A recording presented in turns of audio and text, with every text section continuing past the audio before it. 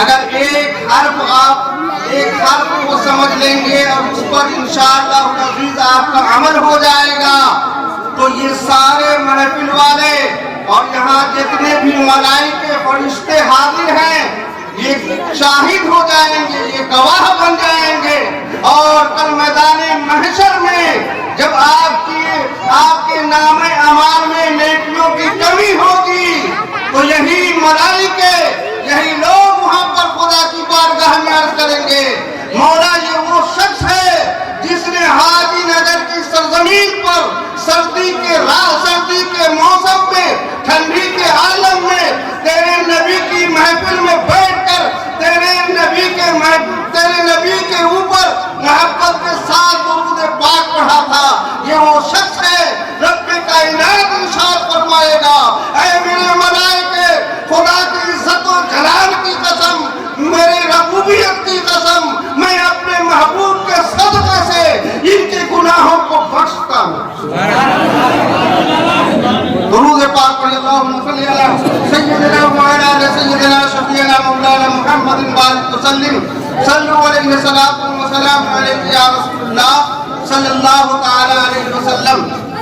حضرات، اللہ تبارک و تعالی نے قرآن عظیم میں ارشاد فرمایا یا ایھا الذین آمنوا اتقوا اللہ، اس کے معنی ہے اے ایمان والو اللہ سے ڈرو. اللہ کس کو کہہ رہا ہے؟ ایمان والے کو، جو مومن ہے، جو مسلمان ہے، جو کلمہ گو ہے، اس کو کہہ رہا ہے اللہ تعالیٰ اے ایمان والو اللہ سے ڈرو. لیکن بات سمجھ میں نہیں آ رہی ہے.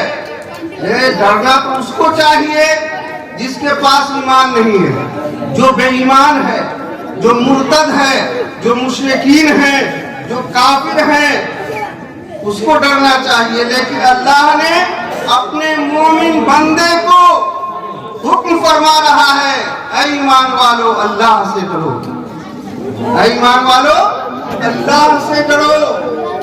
اے مولا، ایمان والے کو کیوں حکم دے رہا ہے؟ بے ایمانوں سے فرمانا چاہیے تھا، لیکن نہیں مسلمانوں، ایمان والے کے پاس اللہ نے ایمان کی وہ دولت دی ہے، ایمان کا وہ خزانہ دیا ہے. اور جانتے ہیں جہاں خزانہ ہوتا ہے وہیں چور پہنچتا ہے، وہیں ڈاکو جاتا ہے. تو ایمان والے کے پاس ایمان کا خزانہ ہے، ایمان کی پونجی ہے، ایمان کی دولت ہے. اس لیے اللہ تبارک و تعالی اپنے ایمان والے بندے کو آگاہ کر رہا ہے اے ایمان والو، اگر تم اپنے ایمان کی سلامتی چاہتے ہو، اپنے ایمان کی حفاظت چاہتے ہو، تم اللہ سے ڈرتے رہو، تمہارا ایمان محفوظ رہے گا، تمہاری ایمان کی دولت محفوظ رہے گی اور تم یہاں بھی کامیاب رہو گے اور میدان محشر میں بھی کامیاب رہو گے. حضرات، صرف ایک بات بتاتا ہوں اور وہ بات یہ ہے کہ آج ہم اللہ کی مقدس کتاب قرآن عظیم کو بھول گئے. قرآن سب گھر میں رکھتے ہیں لیکن یہ گھر کی زینت بنا کر رکھ دیے ہیں، بالائے طاق رکھ دیے ہیں. قرآن اللہ کی مقدس کتاب ہے. صرف ایک نسخہ بتا رہا ہوں، یہ مسلمان کی بستی ہے، ایمان والوں کی بستی ہے. آج کتنے ایسے انسان ہیں، کتنے ایسے شخص ہیں جو کہتے ہیں کہ میری بیٹی کی شادی ہونے والی ہے، لیکن کئی جگہ سے مہمان آتے ہیں، رشتہ قائم ہوتا ہے، چند دنوں کے بعد رشتہ ختم ہو جاتا ہے، ٹوٹ جاتا ہے، میری لڑکی کی شادی نہیں ہو رہی. تو ایک نسخہ دے رہا ہوں، اس پر عمل کیجئے. میری ماں اور بہنیں، آپ بھی کان کھول کر سنیں. آج ایسا ہوتا ہے کہ فوراً کوئی مولوی کے پاس چلے گئے، میری بیٹی کا رشتہ آتا ہے، ٹوٹ جاتا ہے، ختم ہو جاتا ہے، شادی نہیں ہو رہی ہے، تعویذ بنا دیجیے.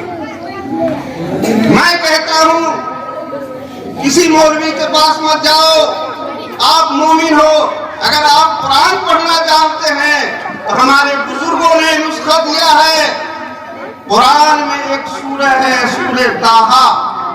آپ صاحب بیٹھے ہوئے ہیں، پوچھ لیجئے یہ سورہ طٰہٰ ہمارے بزرگوں نے اس پر ریسرچ کیا ہے، پرکھا ہے، جانچا ہے کہ جو شخص 21 روز تک سورہ طٰہٰ 21 مرتبہ میرا ناغہ پڑھے گا تو اس کی، اور اس مقصد سے پڑھے گا کہ مولا تو میری بیٹی کا نکاح کہیں کروا دے، تو معلوم ہے سورہ طٰہٰ کی برکت سے اگر آپ چاہیں گے تو آپ کی بیٹی کی شادی فوراً ہی ہو جائے گی اور اچھے اور نیک سارے لڑکے سے شادی ہوگی، اور اس کی گود سے، اس کی کوکھ سے جتنے بچے جنم لیں گے، پیدا ہوں گے، وہ سب صالحین ہوں گے، سب نیکوکار ہوں گے۔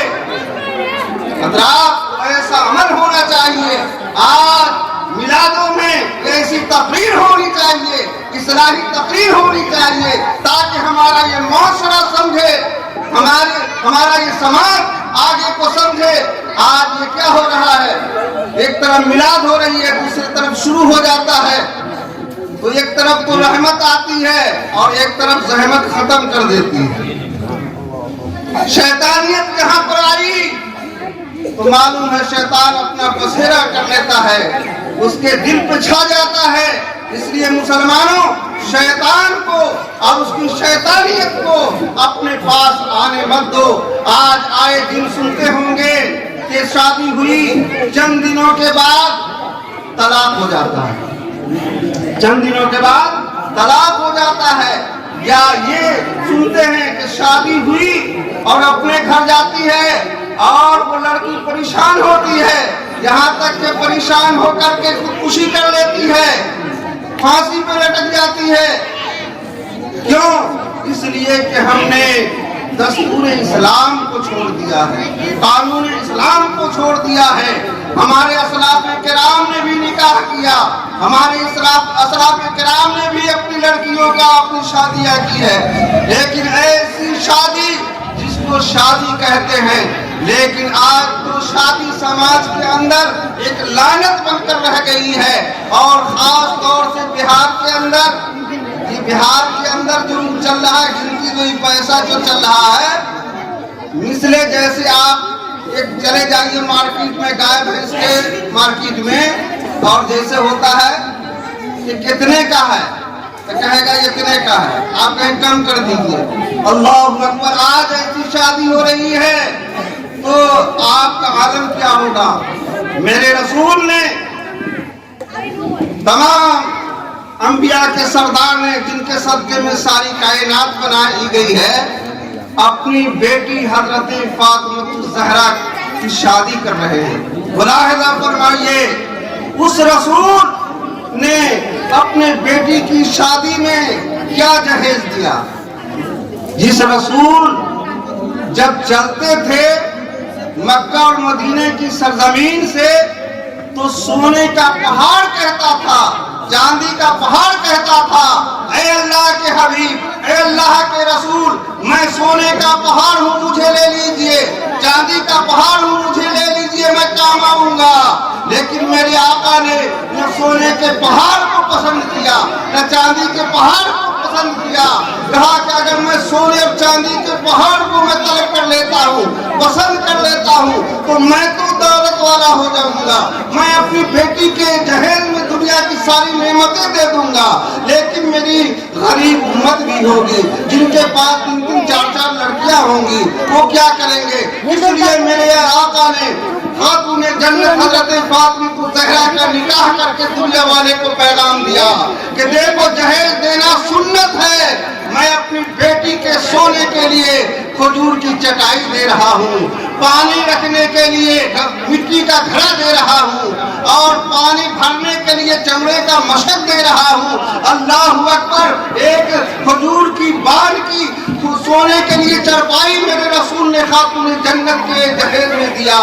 آج غور کیجئے، میرے رسول چاہتے تو دنیا کی ساری دولت دے دیتے، لیکن میرے آقا نے اپنا نہیں سوچا، اپنے بیٹی کو نہیں سوچا، بلکہ صبح قیامت تک کے امتیوں کی بیٹیوں کا خیال رکھا، اور وہ خاتون جنت اللہ اکبر اس پر صبر و قناعت کیا اور جانتے ہیں کہ وہ خاتون جنت ہے کہ اپنے گھر گئی ایک شہزادی، اور ایسی شہزادی جو خاتون جنت ہے اپنے گھر جاتی ہیں، اپنے ہاتھ سے خود چکی چلا کر آٹا پیستی ہے اور خود روٹی پکاتی ہیں اور حسن کو بھی کھلاتی ہے، حسین کو بھی کھلاتی ہے، اپنے شوہر حضرت علی کو بھی کھلاتی ہے، کوئی کنیز نہیں ہے، کوئی نوکرانی نہیں ہے، لیکن قربان جائیے ان کی نماز کا کیا عالم ہے۔ اللہ اکبر، جب نماز پڑھتی ہیں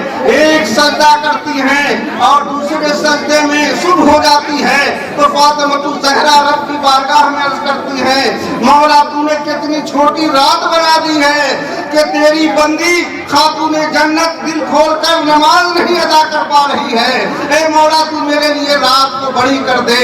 قربان جائیے کہ بیٹے کو بھی پکا کر کھلا رہی ہے، بیٹے کی خدمت ہے، شوہر کی خدمت ہے، گھر کا بھی دیکھ بھال ہے اور ایسی عبادت کر رہی ہے۔ تو اس کی گود سے جب بیٹا پیدا ہوا تو حسین پیدا ہوا، اس کی گود سے بیٹا پیدا ہوا، حضرت حسن پیدا ہوا، جس نے کربلا کی سرزمین پر دنیا والے کو پیغام دیا کہ نہ مسجد میں نہ بیت اللہ کی دیواروں کے سائے میں نماز عشق ادا ہوتی ہے تلواروں کے سائے میں۔